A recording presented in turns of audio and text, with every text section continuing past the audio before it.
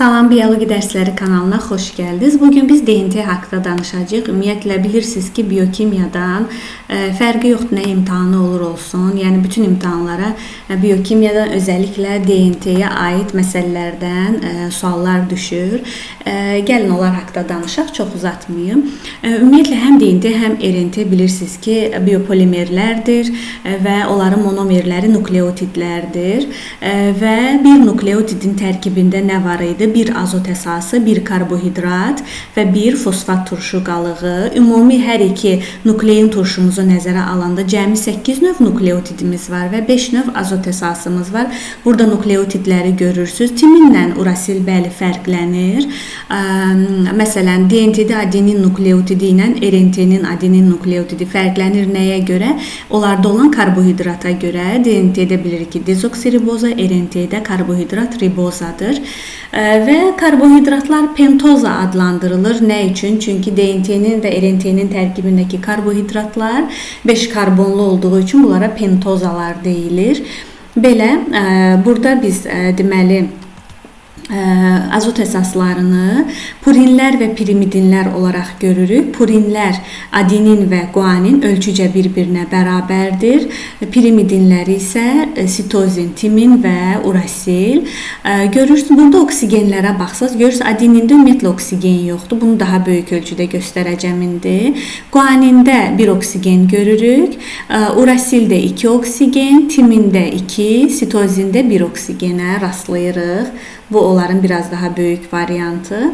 Deməli, ən az oksigen guanin sitozində, ən çox timinlə urasildə, ümumiyyətlə oksigen yoxdur adenində. Belə.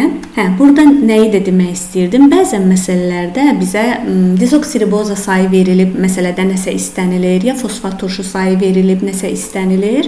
Biz baxırıq ki, bir nukleotid daxilində bunlar hər birisi bir ədəddir.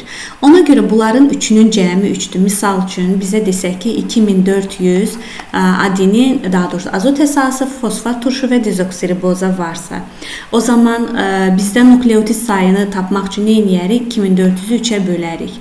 Deməli, bunların hər birisi, daha doğrusu burada ümumiyyətlə nukleotid sayımız olacaq 800. Deməli, bəli, hər birisi onda 800 olmuş olacaq. Bəzən isə sadəcə karbohidratla fosfat turşunun cəmi, misal üçün deyilir ki, DNT molekulunda 1600, karbohidrat və fosfat turşu qalığı cəmi 1600. Onda biz nukleotid sayını tapmaq üçün birbaşa bunu 2-yə bölərik. Və yaxud da bizə elə 1600 karbohidrat var desə DNT molekulunda, o zaman elə nə qədər karbohidrat varsa, o qədər də nukleotid var deməkdir. Bunların üstə çox qalmayaq. Bunları bilirsiniz yəqin ki. İndi rabitələrə gələk. Bir nukleotid daxilindəki rabitələrə baxsaq, deməli, karbohidratla fosfat, daha doğrusu azot əsası arasında kovalent rabitə. Bu rabitə bərabərdir elə nukleotid sayına. Deməli, buna glikozid rabitə də deyilib. Bu bərabər nukleotid sayına. Bu deməli karbohidratla karbohidrat nəyin arasındakı rabitədir? Azot əsası arasındakı rabitədir. Sonra karbohidrat fosfat turşu ilə sadəcə biri ilə birləşmir. Məsələn, baxırsınız, bu bir nukleotiddir. Karbohidrat öz fosfatı ilə və növbəti nukleotidin fosfatı ilə. Deməli, nukleotidlər içərisində karbohidratlar həm öz fosfatı ilə, həm növbəti nukleotidin fosfatı ilə birləşə bilir. Belə olanda o rabitə sayı nukleotid sayına bərabər olmur. Bunu necə hesablayarıq? Buna fosfodiyefir rabitə deyilir. 2 fosfodiyefir rabitə əmələ gətirənlər, yəni həm öz fosfatı, həm növbəti nukleotidin fosfatı ilə rabitə əmələ gətirən karbohidrat sayını tapmaq üçün və ya nukleotid sayını tapmaq üçün ümumi nukleotiddən 2 çıxırıq. Nə üçün 2 çıxırıq? Mən bu şəkildə sizə göstərim. Nə üçün 2 çıxdıq? Baxın bura şəkildə. Deməli, görürsüz, bu karbohidrat həm öz, həm növbəti nukleotidin fosfatı ilə birləşib. Eyni şəkildə, amma ki, sonuncu karbohidratımız sadəcə bir fosfatla birləşib. Digər zəncirdə, qarşı zəncirdə yenə bir bu şəkildə karbohidrat var ki, sadəcə bir fosfatla birləşib. Qalanlar iki fosfatla birləşib. Deməli, fosfodiyefil rabitə sayını tapmaq üçün biz ümumi nukleotid sayından və ya karbohidrat sayını, çünki karbohidrat sayı ilə nukleotid sayına bərabərdir, 2 çıxacağıq. Çünki hər zəncirdə bir ucdakıları çıxacağıq. Bu bir zəncir üçün soruşularsa, bir zəncirdəki nukleotid sayından 1 çıxacağıq. Sonra ümumiyyətlə karbohidratın əmələ gətirdiyi rabitə sayını hesablamaq üçün nə edə bilərik? Bayaq demişdik, ümumiyyətlə karbohidrat nə ilə birləşir? Karbohidrat həm öz azot əsası ilə birləşir, həm də ki fosfat turşusu ilə və növbəti nukleotidin fosfatı ilə birləşir. Belə olanda o 3 rabitə əmələ gətirmiş olur. O zaman biz karbohidrat sayını 3-ə vurarıq və ya nukleotid sayını 3-ə vurarıq. Ondan yenə 2 çıxırıq. Niyə 2 çıxdıq? Həmin o uclarda olan karbohidratları çıxdıq.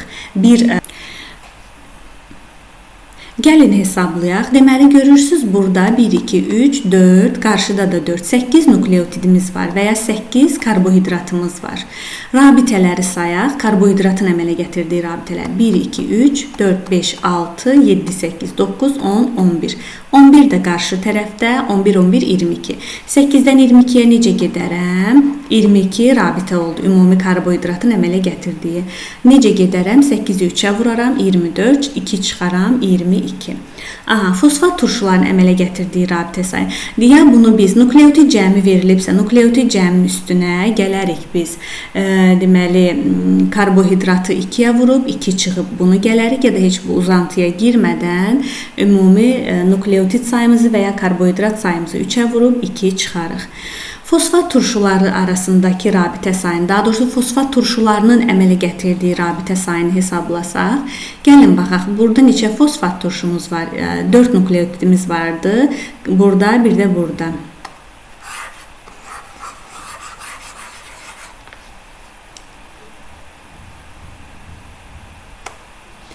Fosfat turşularının əmələ gətirdiyi rabitə sayına baxsaq, görürsünüz, gəlin sayaq. Burada neçə nukleotidimiz vardı? 8. Eyni 8 dənə də fosfat turşumuz var. Onların rabitələrini hesablayaq. 1, 2, 3, 4, 5, 6, 7. 7 də qarşı tərəfdə olacaq. 1, 2, 3, 4, 5, 6, 7. Deməli, 14 rabitə oldu. 8 fosfat turşumuz var. Fosfat turşu, rabitə sayımız oldu 14. 8-dən 14-ə necə gedərik? 8-i 2-yə vurarıq, 16, 2 çıxarıq, 14.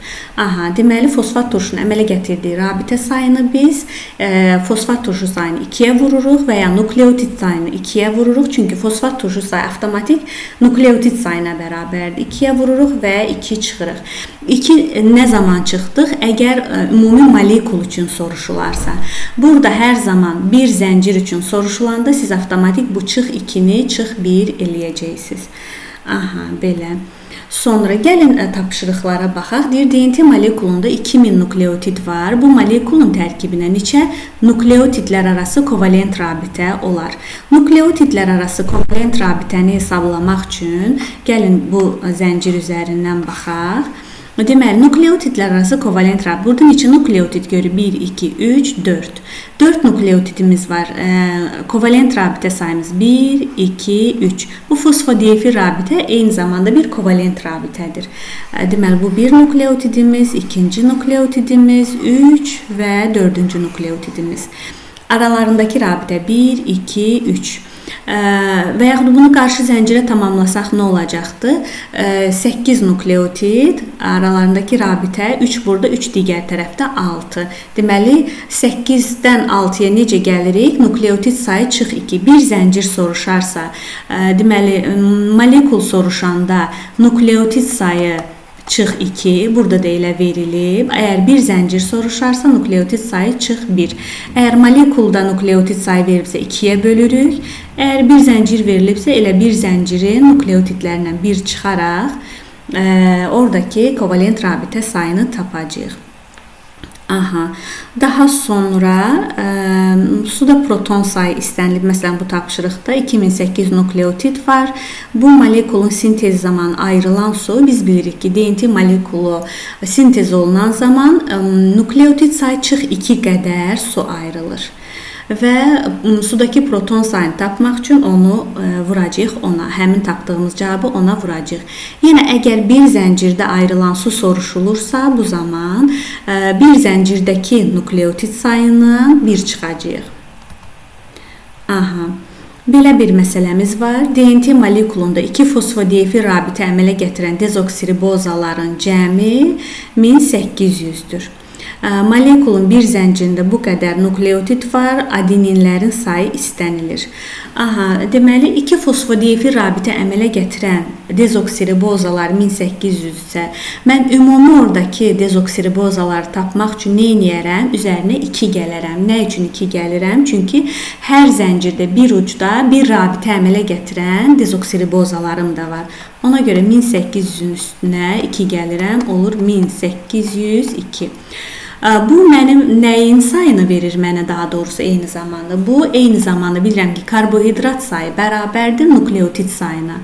Yəni bir nukleotidin sayı, daha doğrusu nukleotid sayı bərabərdir. Belə də yaza bilərik.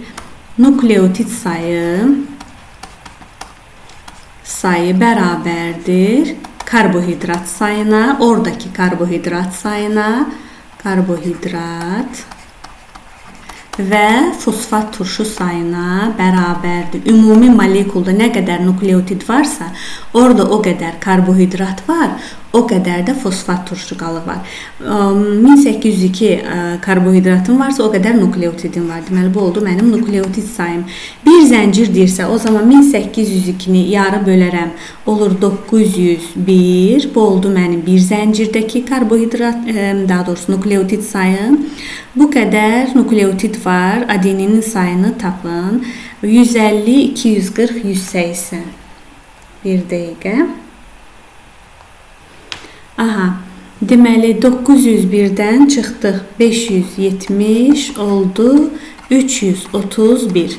Bu 331 bir zəncirdəki karbohidratımdırsa, bu 331 bir zəncirdəki adenin sayımdırsa, məndə həmin zəncirdə 180 timim var. 180 timinin qarşılığında da bilirəm ki, qarşı zəncirdə də 180 adenin olmalıdır. Ona görə mən 331-in üstünə də 180 gələcəm. Və beləlik 111. Hələ ki bu qədər. Hər hansı bir mövzunun izahını istəyirsinizsə, şərhlərə yaza bilərsiniz. Sağ olun.